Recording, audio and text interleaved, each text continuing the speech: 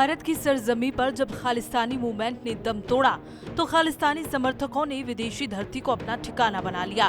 Canada उन्हीं में से एक देश है जहां खालिस्तानी समर्थक अपने मंसूबे पाले बैठे हैं। कनाडा की सियासत में खालिस्तानियों की दखलंदाजी इस कदर है कि कनाडाई प्रधानमंत्री जस्टिन ट्रूडो ने हरदीप निज्जर की हत्या में बिना सबूत भारत का हाथ बता दिया।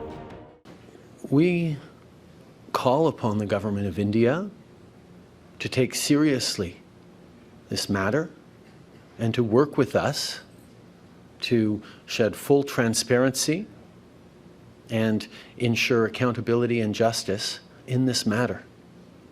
We are a country of the rule of law. We are going to continue to do the work necessary to keep Canadians safe and to uphold our values and the international rules-based order. That's our focus right now. और नतीजा ये रहा कि अब भारत और Canada के मजबूत रिश्तों में अब दरार पड़ने लगी है। दरअसल कनाडा के खालिस्तानी चाहते हैं कि निज्जर की मौत को भुनाया जाए। इसके लिए बाकायदा तैयारी की गई है।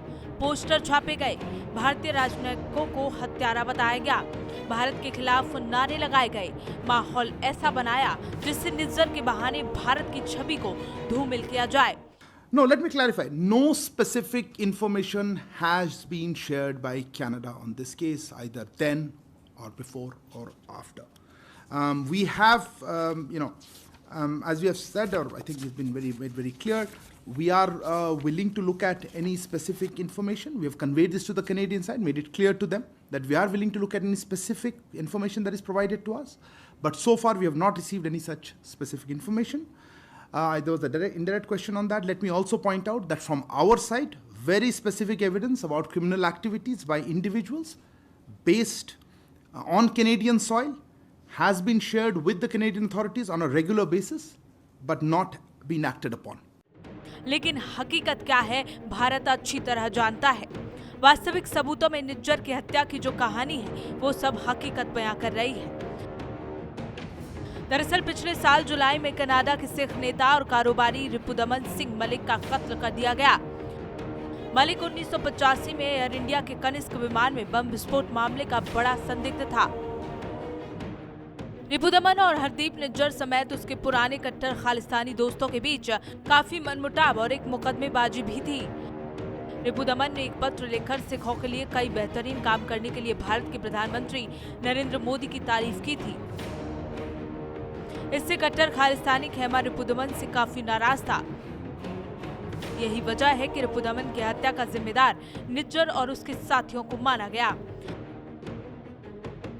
फिर जब इस साल जून में निज्जर का कत्ल हुआ तो यह अफवाह उड़ी कि रिपुदमन खेमे ने अपना बदला ले लिया।